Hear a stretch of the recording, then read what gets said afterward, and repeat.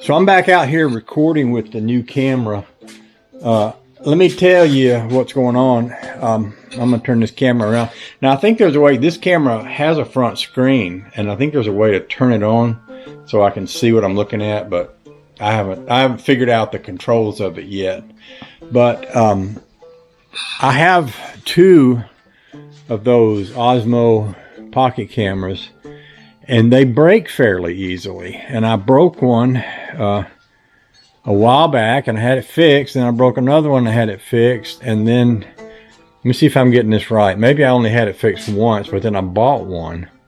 But anyway, now I have one that's broken, and when I called the DJI Osmo repair people, or when I got in touch with them, they told me that because of the coronavirus, their repair facility, which is out in California or someplace, is not open, and this may delay my repair, or in some cases eliminate my repair. I think what they're trying to say is you may not get your camera fixed. You probably won't get it fixed anytime soon because we're not at work because of the virus, which makes sense, you know. So one of the reasons I bought this camera is it's supposed to be a lot stronger. So, and this is kind of a test video because when I go back inside, I can see how good the video is here. So I wanted to bring you back to what I was doing before the other camera went dead. This is the front of the Chevy engine, right? And this is an old style harmonic balancer. The new ones are a lot bigger than they were in '65. Now, to pull this off, you need a harmonic balancer puller.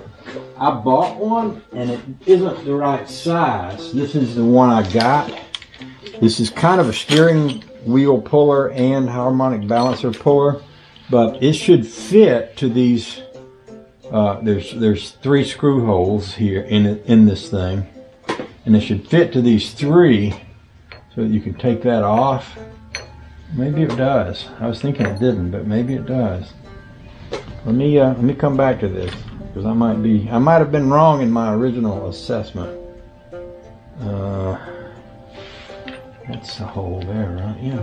Okay. Because I was about to use. I've got an old homemade puller that I made years ago, and it looks like it looks homemade, but I might can do it with this one. This one has a much longer bolt on it. This goes like that.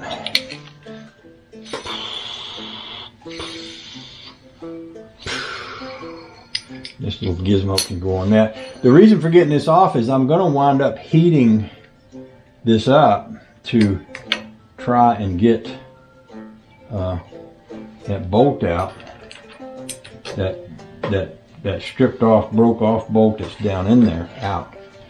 And I don't want to heat up the whole harmonic balancer. I just want to heat up the shaft that comes out of the end of the crankshaft. So in order to do that, I need to get this off. Yeah, this is going to work. I don't know what I was thinking earlier. I started to put this on, and I was trying to put 2 bolts in it instead of 3, and that wasn't making sense. I'll show you this is my old homemade Chevy harmonic balancer puller. It's ugly, but it actually works. But I don't have to use that. I can use this.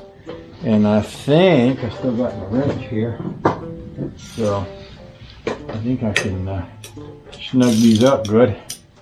And then we'll see if we can pull this off of here. But see, if I wanted to heat this right now, I'd wind up heating this whole thing, which might actually do it damage, but it would certainly be a pretty ineffective way. Because what I'm thinking, I've been drilling on the hole in the center of that shaft. And this one's going in farther than that other one did. Why is that? Or is it? Maybe it's not. Maybe it's the same. I've been reverse drilling on that hole inside that shaft. My thinking is, well, maybe if I heated it up with a torch. You may remember years ago, I bought one of those Cobra 600 torches like Mr. Heavy Chevy uses, and I played with it a little, but then I got sidetracked and it just sat over there.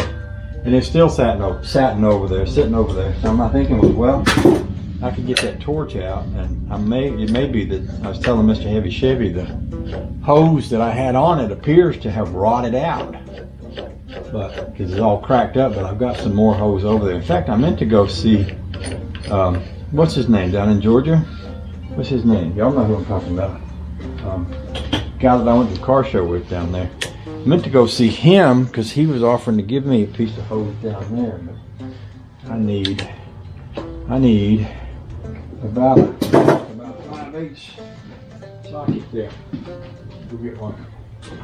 I guess that might be the same as this right here. Come to think of it. I forgot what I was talking about. You know, you probably noticed that those of y'all that are familiar with me know that I'll start off talking about something and then I'll lose my train of thought and forget what I was talking about. And it's like a never-ending conversation that never quite gets to anything. But that's what it's like to live with me. So what I'm doing here is trying to pull this off.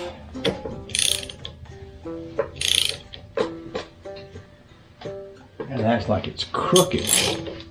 Why? Probably because I didn't think this bolt went in tight enough, and I still think it didn't go in tight enough. I wonder if that one is stripped.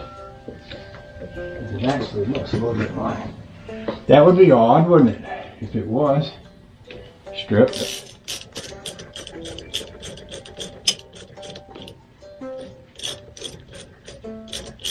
I think that's what we're going to have here. We're going to have on top of having a center bolt stripped out in there, this one here is going to be stripped too. So this is getting to be more and more of a challenge here.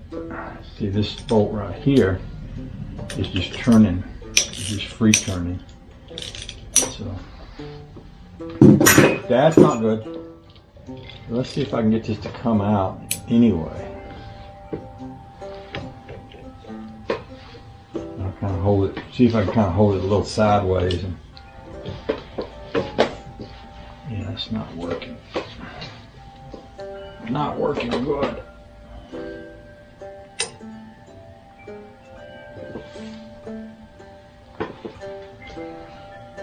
Might still pop off of there though. Sometimes hitting it with a hammer might help. I'll tell you another thing that might help. One of these attachments that goes on the end of this has a pointy shaped little thing on it. And if I put that attachment on there, it might go down in the hole so that shaft doesn't get crooked like that. Oh, see, that's bending my nut, my screw, my bolt there. That's not what I want to have happen at all. That's not good. Not good.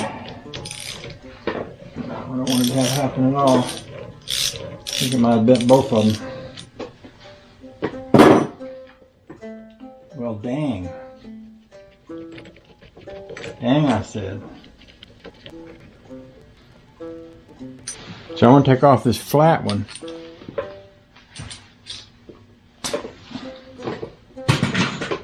And I'm going to put this cone-shaped one on there. It should go down in that hole, hopefully keep this from kicking out sideways like it just did. This ain't ideal, but if we can get by, I mean, the whole purpose of this is to get it off, so even though it ain't ideal, if it works, that's all that matters really. Let's see how that works.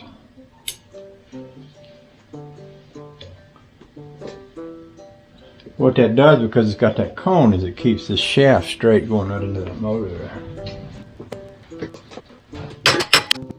I think what's going to happen is going to wind up bending this shaft. It's not good either. Alright, so that's not how we want to go. So, I'm scared of that. Scared of the damage it's going to do to my tool. And I don't think it's going to be successful if I keep going, so sometimes it's all about little challenges, you know, when you're working on something like this. I might have to re-tap that hole there and put a bigger screw in that side of that one. I'm not even sure that would work, but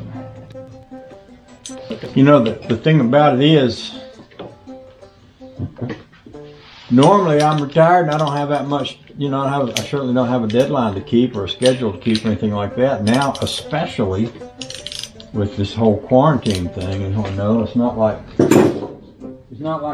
got to go to church in the morning because we can't because of the virus, and it's not like anybody's going to come see us. I tell Honey Baby, I sit around in my PJs all day long if I wanted to because nobody's going to come knocking on the door. And nothing we got to do, no place we got to go. In a lot of ways, that's a good thing. In a lot of ways, it could be a little unsettling for some people because, you know, some people aren't all that comfortable with that sort of thing. So, that's just plain old stripped out right there. That's too bad.